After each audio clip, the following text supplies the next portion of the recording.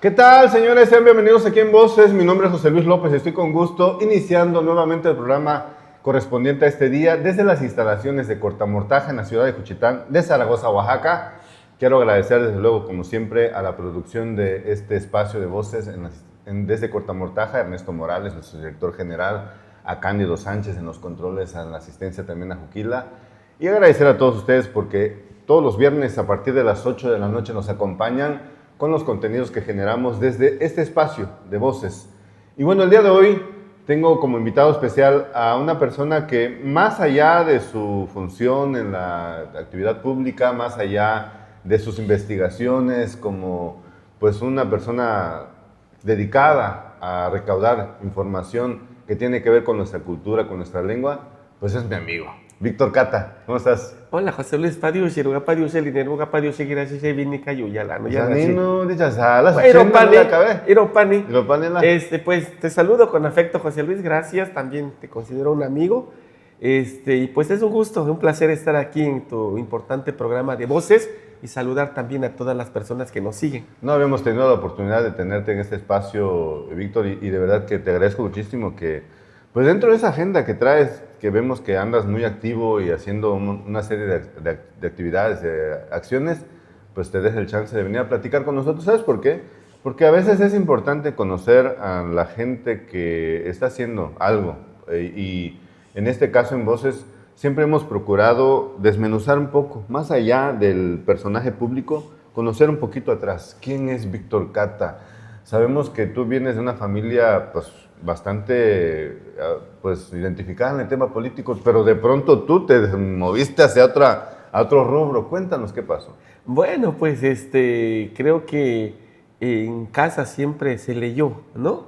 Entonces, mi papá, en mi infancia lo que recuerdo de él es que siempre leía periódicos. Okay. Y luego hubo el movimiento de la COSEI, en los 80s, él llegaba con libros. Llegó con la revista Guchachireza, que coordinaba a Macario Matus, Víctor de la Cruz y el maestro Toledo. Y también creo que uno de los primeros libros que leí fue el de La noche de Tlatelolco de Elena Poniatowska.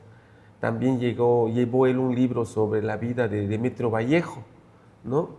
Y estos libros, estas revistas de Guchachireza, y también en la casa, los vecinos, hablaban mucho de historias, de cuentos, de sucesos fantásticos.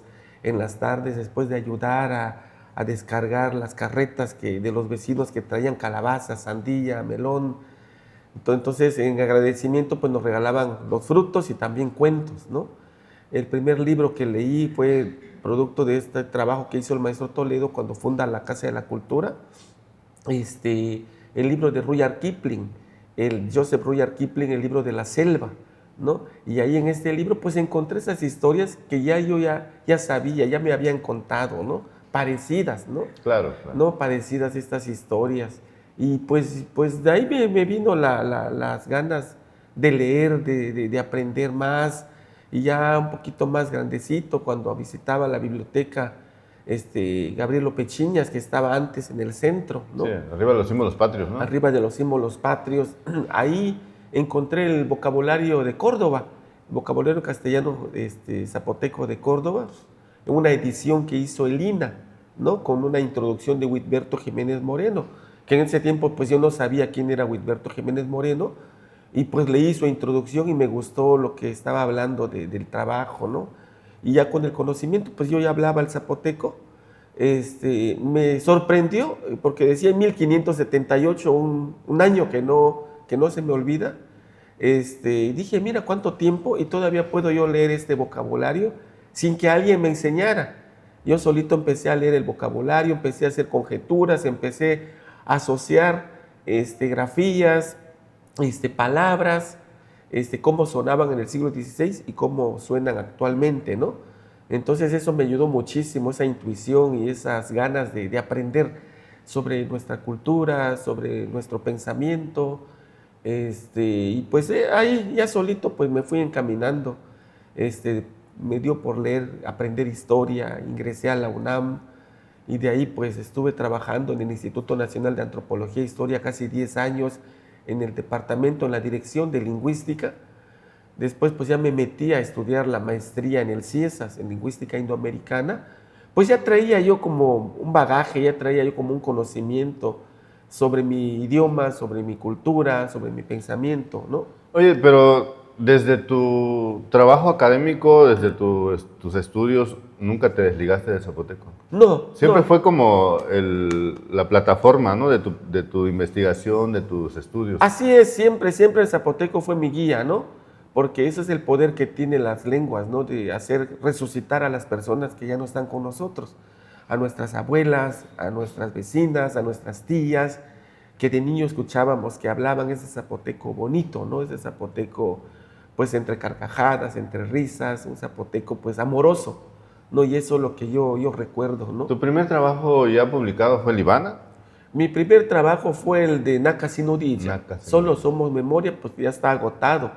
¿De qué se trata? Es un libro sobre recuerdos que yo tuve de niños, cuando mi abuela me llevaba. Antes se hacían muchos rezos por las tardes, entonces de algún difunto, de algún santo, me llevaba ella. Un tanto por el chocolate y el pan, que casi no era común que antes la gente tomara chocolate y pan. No, entonces solamente en momentos especiales se tomaba el chocolate y el pan, pero y en los rezos se daba. Entonces yo iba por eso, pero también oía lo que decían las gentes, de las personas que tuvieron pacto con el diablo, ¿no? De cosas así, sobre costumbres y tradiciones de nuestro pueblo. Y después en los velorios, cuando ya más jovencito ya iba yo a los velorios, pues ahí aprendí los viejos, las personas mayores de antes que contaban cuentos, historias, chistes, charadas le decimos, también contaban Gendarusigui, este acto de buscar hacerte reír con una mentira fantástica. ¿Tú recopilaste esto? ¿Hiciste como Sí. una recopilación más de memoria personal? De lo que yo recordaba, ¿no? Entonces de ahí surgió el libro de Nakasinodilla, Solo somos palabra. ¿Y se agotó? ¿Perdón? ¿Se agotó? Ya está agotado, y pues... no hay intención de reeditarlo. Pues quiero reeditarlo ahora, ¿no? Porque me lo están pidiendo muchas personas. Está el de Libana también, que ya se agotó. Lo de Libana lo que hice fue una síntesis nada más, pero el libro, mi tesis, eso no lo he publicado, ¿no? Porque es muy especializado, es una cosa para lingüistas, ¿no? ¿De qué se trata tu tesis? Trata sobre el discurso ceremonial, análisis del discurso ceremonial, que antes los ancianos por ejemplo, mi tío Mariano López Nicolás, él fue el último Joana, no es que ya no haya Joanas, sino el último de tradición, que su papá le enseñó, el abuelo le enseñó al papá, el bisabuelo al abuelo, viene de familia, y lo más sorprendente es el discurso antiguo que traen, que cuando lo decían, uno pues no sabía qué estaban diciendo, ni ellos mismos sabían qué estaban diciendo. Eran muchas palabras Eran muchas antiguas. palabras antiguas, por ejemplo, la vinis llegado, Ki, Santo San Jacinto, confesor, Ana Yubi, Sijin, Diushi, Ana Sitobi, Witi, Wigichi, Cabena, Ana Wisitobi, Witi, Yichi, Cabena, Kini Dubi, Nisaka, Yidubin, Tanila Chidua, Beta Gichinyan, Dani, Sigirane, Sheshe, Cabe, Ana Siguleza, Bicawigela. Anasiwele sabi teninaka bishose kanugubicha bidomedan tubia ni gieba negidubi gabi ichilayu ella ya ana Joana. Y así arrancaban sus discursos de ellas. En esta tesis tú logras Logro descifrar, logro el 90% descifrar lo que ellos decían. Por ejemplo, cuando dicen la vinisigado ya perdimos la palabra para luminosidad. Biani decimos, pero la palabra antigua era bini. Ajá, bini, como dice el Joana, bini, ¿no? Que era la luz, la primera luz que lanza el sol, ¿no? Entonces, y la bini es donde Rabiani, vaya, Raukabiani, donde vino el amanecer, vino el santo sol. ¿Y esto viene en tu tesis? Viene en mi tesis, y este fragmento del mito de que la tierra estaba a oscuras, hasta que vino el sol a alumbrar la tierra, se hizo la vida. No es como una síntesis de la historia zapoteca lo que trata el Libana, aunque se usa para sacralizar una boda, pero en realidad es un conjuro, una oración que se hace por la vida y que también se bendice a los novios. ¿Tú tienes más o menos un antecedente de cuándo se venía diciendo esto? Pues están los trabajos que hizo Gilberto Orozco en Costumbres y Tradiciones del Istmo. Él documentó un Libana antiguo, ¿no? Que también estoy trabajando ese Libana, porque es más antiguo que el de mi tío Mariano, ¿no? Y además, pues, Gilberto Orozco lo escribió como lo oyó. Okay, sí, Y lo asoció con el zapoteco nuestro, ¿no? Si yo lo hiciera, y de esa, creo que de esa confusión de asociarlo con el zapoteco nuestro, se hicieron varias interpretaciones, como el de Gabriel Lopechiñas, y que lo pasó en el libro de poemas que se llama Gendashela, ¿no? Ahí él puso la interpretación como él entendió el Ivana. Pero hay una palabra, Ana Coquido, ¿no? Ese Ana es como el Hanna que tenemos. Hanna. Coquido es el nombre del antiguo gobernante, ¿no? El supremo gobernante de los zapotecas. Coquí, en 1899, principio del siglo XX, se hizo un cuestionario zapoteco en Unión Hidalgo, y ahí aparece el nombre Coquí como jefe, ¿no? Okay. Entonces, y en el Ivana aparece. Pero pues los joanas ya no sabían qué significaba. Entonces eso me ayudó Córdoba. El vocabulario de 1578 me ayudó a encontrar. Y vas buscando en todos los recursos que puedan haber. Pero no hay mucho, de hecho. Más bien, lo que se ha recabado también han sido investigaciones ya muy recientes, ¿no? Víctor de la Cruz también trabajó el tema muy profundamente, ¿no? Y a partir de los trabajos de Víctor de la Cruz, me permitió a mí establecer también otra interpretación. Aquí, al final de cuentas, en los trabajos de investigación son interpretaciones, no son cosa definida, ¿no? Pero o sea, no es la verdad absoluta, sino que es un fragmento de la verdad que tú estás encontrando. Así es, y con evidencias, ¿no? Mostrando en qué me basé. Con pruebas de que con pruebas, esto ¿no? es lo que consideramos. Oye, son muchas cosas, de verdad quisiéramos aprovechar todo este tiempo para que nos dijeras tantas cosas, pero sabemos que también más allá de estos dos materiales, tú sigues haciendo trabajo de investigación en el zapoteco, sigues haciendo trabajo de investigación desde tu trinchera. ¿Qué es lo que estás trabajando actualmente? Ahorita pues estoy en la Secretaría de Interculturalidad, ¿no?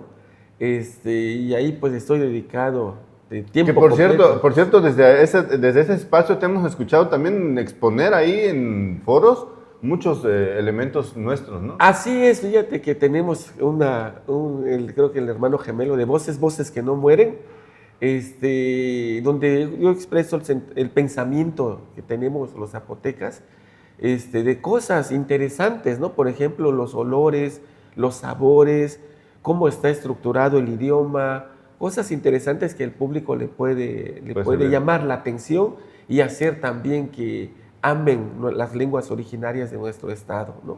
Sí, hace unos días vimos que arrancaron un programa con la publicación de frases. Estas frases, cuéntame un poquito de esto. Esas frases son pensamientos que las abuelas, los abuelos, nuestros padres nos decían cuando estábamos en casa, ¿no? Como consejos. Por ejemplo, si vas a salir de tu casa, saluda a la gente, no se va a deshacer tu boca si lo haces, ¿no? Ese primer principio de urbanidad, de saludar, ¿no? Claro. Porque éramos un pueblo que saludaba, ¿no? No puedes pasar delante de la gente sin saludar. Vinili, dicen Kadimani, no eres persona, no eres animal. Lo otro es, si vas a la casa de la gente, Kadikuno, Ustivini, Kichindo, Kadikuano, ¿no? Entonces, si vas a jugar a la casa del vecino, no vayas a tomar lo que no es tuyo, ¿no? Devuélvelo. Si lo viste tirado ahí, déjalo ahí. Seguramente se les cayó, pero es de ellos. ¿No? Y esa frase que decían, de Chesile, la casenda ni lela. Dentro de la casa y fuera de la casa también sigue siendo la casa, no es tuyo, déjalo ahí, ¿no? Sí, claro. ¿No? Entonces, esos son consejos que nos daban y lo más, pues, que hay que valorar. Oye, pero, a ver, partiendo de esto que tú estás platicando, que es un pensamiento de una forma de vida que tenían nuestros abuelos, nuestras abuelas, pero también el contexto ayudaba. Es decir, anteriormente no habían, primero, tantas casas, tantos carros, tanta urbanidad, ¿no? Había casas y había muchos patios y había como había que pasar frente a una casa y tenías que saludar, tenías que pedir permiso. Eran otras formas de vida. ¿Esto no modificó nuestro pensamiento zapoteca? Creo que los zapotecas han sabido adecuarse al tiempo, ¿no? Siempre desde la época colonial se han venido adecuando, han sido siempre una sociedad abierta y que se viene transformando, ¿no? Pero sin perder el zapoteco. La cuestión aquí en este tiempo, en este siglo XXI, es que los niños ya no lo están hablando. Y no solamente es el idioma, sino es el pensamiento el que se detiene, ¿no? Todas estas consejos que nos daban en zapoteco, pues se entendía porque hablábamos el zapoteco, ¿no? De no agredir, de no ser groseros, de ser respetuosos. No robar. No robar, no mentir. Dice, no juegues con la cola del perro si no vas a mentir, ¿no? Entonces, y algunos son graciosos, ¿no? Pero pues, ¿no? Para educar al hijo, ¿no? En una mano la miel, en otra mano la hiel, ¿no? Equilíbralo, ¿no? Entre el regaño y entre querer a tu hijo, a tu hija, ¿no? Tanto amor lo puedes echar a perder, tanto castigo también lo vas a echar a perder. Mejor equilíbralo, ¿no? Eso es tinagidi. Y pues esos pensamientos son pensamientos comunitarios y milenarios, y que la gente lo conservó sin saber hablar español, sin saber leer ni escribir. Conservaron toda esta riqueza de pensamientos y nos los transmitieron. Y lo lamentable, pues en este siglo XXI estamos presenciando pues esta pérdida. Y por eso como sociedad, como gobierno, como personas, como padres, madres, pues tenemos que reflexionar como zapotecas, ¿no? ¿Y qué les vamos a dejar a nuestros hijos? No es posible que nosotros somos bilingües y que nuestros hijos sean monolingües, sí, ¿no? ya nada más hablan español. Nada más que hablen un idioma. No, eso no es posible. La humanidad nunca ha sido así. La humanidad, desde que es humanidad, siempre hemos hablado más de 2 lenguas, 3 Porque lenguas. aparte tenemos la capacidad para Exactamente, tenemos la capacidad, fuimos creados para hablar tantos idiomas, ¿no? No hay límite. No hay límite, sino porque voy a hablar, hablo español, voy a aprender inglés, dejo de hablar español. No, es ganar, es una ganancia adquirir otro idioma. Ahora, nada más abonando a lo que tú estás platicando, Víctor, hablamos siempre de una cosmovisión. Y cuando hablamos de la cosmovisión es cómo vemos los que hablamos el zapoteco, la vida, el mundo, el entorno. Y cuando esto que tú estás diciendo, cuando ya se va perdiendo el habla, se va perdiendo la lengua, pues se pierde también la visión de cómo se ven las cosas. Y esto es lo que ha generado también que exista una distorsión. ¿Qué están haciendo ustedes a partir de esto? Ustedes desde la Secretaría han impulsado algunos núcleos en donde se está pues tratando de enseñarle a los niños el zapoteco partiendo de los adultos. ¿Qué están haciendo? Bueno, pues creo que un programa bonito que viene impulsando el gobernador es Voces que no mueren. Jamás en la historia del gobierno de Oaxaca se ha visto que un gobernador ponga en el centro al patrimonio lingüístico, y en Voces que no mueren, ahí lunes y martes estamos siempre desde las pantallas, desde este espacio importante, hablando sobre el patrimonio lingüístico. Primero, creo que el patrimonio lingüístico se ha debilitado desde muchos factores. Uno de ellos tiene que ver con la discriminación y el racismo, no de negar, de acosar, y una política hostil hacia las lenguas, ¿no? Evidente y no evidente, pero ahí está. Y el primer punto es la visibilización de las lenguas en los espacios públicos, ¿no? De que se hable, que se escuche, que veas que nuestro estado es un estado lingüístico, ¿no? Casi son 176 lenguas las que se hablan en nuestro estado, casi la mitad de las que se hablan en el país, que son 364. Aquí en la región del Istmo concentramos la mayor diversidad lingüística con respecto al estado de Oaxaca. Okay. De las 5 familias lingüísticas, creo que 4 tenemos aquí en el Istmo. Está la otomangue, está la mije, está la mijesoquiana, está la chontal y la guave. No, son 4 de las 5 familias que tiene el estado de Oaxaca. Entonces, y nosotros lo vivimos. Tenemos el programa de los nidos de lenguas, ¿no? Que viene dando resultados, y también el programa de los talleres permanentes de pensamiento. Precisamente hoy tenemos una reunión aquí en el Istmo para trabajar con las personas que están en comunidad, sensibilizando, transmitiendo el idioma. Estamos generando materiales para la enseñanza de las lenguas. estamos visibilizando las lenguas en los espacios públicos a través de los murales, como esto que decías, los pensamientos, ¿no? Porque una lengua no nada más es decir bere, gallina, nisa, agua, sino la complejidad del pensamiento, ¿no? Y eso es lo que estamos transmitiendo, no solamente aquí en el Istmo, en todo el Estado, ¿no? Estamos trabajando los derechos lingüísticos, el trabajo con los intérpretes y traductores. Todo ciudadano hablante de una lengua tiene derecho a que sea asistido por un intérprete, por un traductor, si es texto, ¿no? Para que se presente con una cuestión médica, jurídica, legal, administrativa, ¿no? En las instancias de gobierno estamos trabajando, identificando hablantes de lenguas para darles un taller y ellos puedan recibir a la gente y atenderlos en sus idiomas. Poner como la señalética, aquí se habla no solo español, sino se habla zapoteco, mixteco, los idiomas que se hablen, ¿no? Interesante. Estamos trabajando también la parte de, elaboramos junto con Derechos Humanos un protocolo para prevenir la discriminación lingüística, la violencia lingüística, ¿no? Entonces creo que toda nuestra política que viene impulsando el gobernador tiene que ver con una justicia lingüística. Este derecho que tenemos nosotros. ¿Crees que se ha avanzado? Sí se ha avanzado, sí se ha avanzado. Hay todavía chambas por hacer. Hay, pero también yo siempre soy autocrítico y consciente, ¿no? Del tiempo. Nos llevan de ventaja más de 100 años. Claro. Desde que se instaura la República en 1821, desde que se crea la SEP en 1921. Que reprime las lenguas. Que arrincona las lenguas con el lema de llevar la luz del conocimiento a los lugares más recónditos del país. ¿Dónde son los lugares más recónditos del país? Donde se hablan las lenguas originarias, ¿no? Sí. Entonces esa distancia es mucha, ¿no? Y claro que estamos avanzando, pero se tiene que seguir, no solamente en este sexenio del gobernador, los que vengan, los gobernadores o gobernadoras que vengan, tienen que ser sensibles con la política lingüística. Ya no pueden soltar el tema, ¿no? Porque ya se puso la primera piedra. Y nosotros como sociedad pues debemos hacer esta reflexión de ver la lealtad que debemos tener con nuestra cultura, con nuestra lengua, la lealtad lingüística, ¿no? Mi abuela, por ejemplo, que tenía esta conciencia lingüística, siempre nos impulsó a hablar el zapoteco, ¿no? Mi abuela Yerma Cielo decía, hay que hablar zapoteco porque eso es lo que somos. Iropani, pero solo hacía ni mari ni nesa la dichasa mari ni nesa la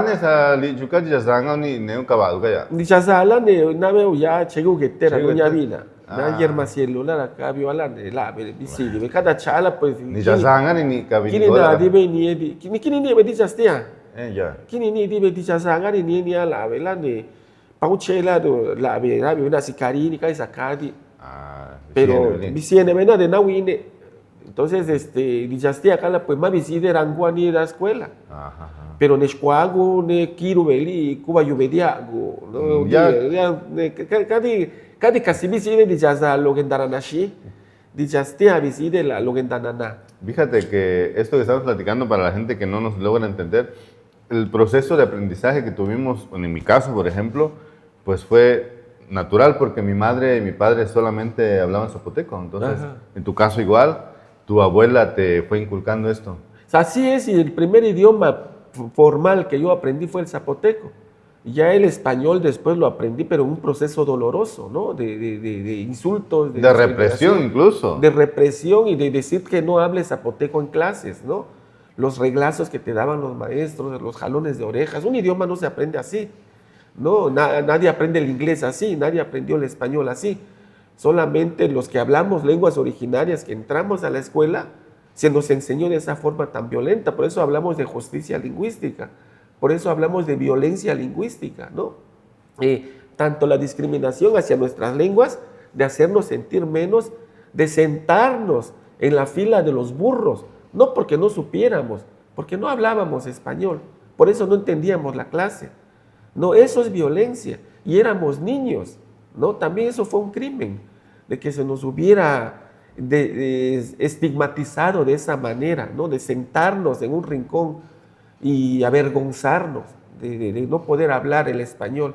o cada que lo hablábamos era motivo de risa, ¿no? ¿Eso ha cambiado, Víctor? Es decir, hemos logrado superar un poquito este pensamiento de la docencia, del sistema educativo.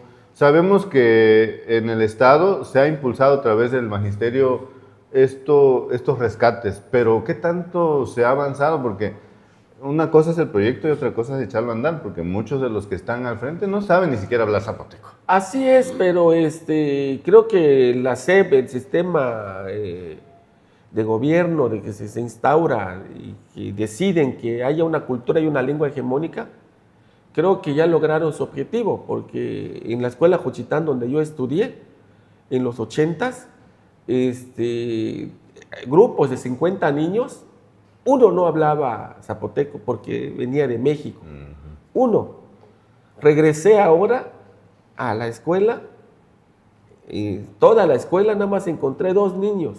Que hablan. Medio hablan el zapoteco. Y ya es al revés. Caray. Ya es al revés, ¿no? Los censos dicen de que los niños de Juchitán no hablan zapoteco. Hay unos cuantos niños, ¿no? Sí.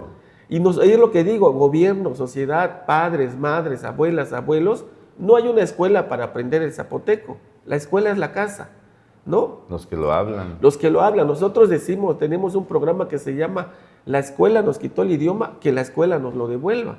¿Eso en qué consiste? Pues que los maestros regresen el idioma a las escuelas, regresen el zapoteco, por una ignorancia, por un desconocimiento de que te vas a enredar, no vas a hablar bien el español, no vas a aprender, cositas así, muy cosas donde te estigmatizan, te hacen sentir menos, ¿no? De que no sirve lo que piensas y lo que dices, hasta lo que comes, hasta cómo vistes, ¿no? Hay una discriminación fuerte. Entonces todo eso redunda en la personalidad del niño o la niña, ¿no? Y ya no quieren hablar su idioma. Pero pues yo creo que estamos a tiempo, porque todavía se habla el idioma. Hay un porcentaje muy alto, casi de 60,000 personas en Juchitán, la ciudad, que hablan el zapoteco, pero son adultos, ¿no? Arriba de 40 años. Pero los chavos ya no. Los chavos ya no lo están hablando. Niños. Habrá unos cuantos que sí lo hablan, ¿no? Pero de Juchitán ya rebasó los 100,000 habitantes. Debería el 90,000 habitantes deberían ser hablantes, ¿no? Para que una lengua tuviera vitalidad, ¿no? Estuviera como... ¿En qué grado estamos con este porcentaje? Con este porcentaje, pues es muy de alto riesgo. Alto riesgo. Alto riesgo. Sí, porque van creciendo los hablantes y si no se replica, si no se hereda. Exactamente, las matemáticas dicen de que por cada persona que fallece deben haber 2, 3 que lo sustituyan, hablantes, ¿no? Entonces, y no está pasando. No está pasando esa cuenta, no está sucediendo así. Entonces nosotros somos los jóvenes, porque los abuelos, los papás que nos enseñaron, pues nos decían, aprendan el español, pero nunca nos dijeron, no hables zapoteco. Eso claro. Sucedió en la escuela. Mi abuela me decía,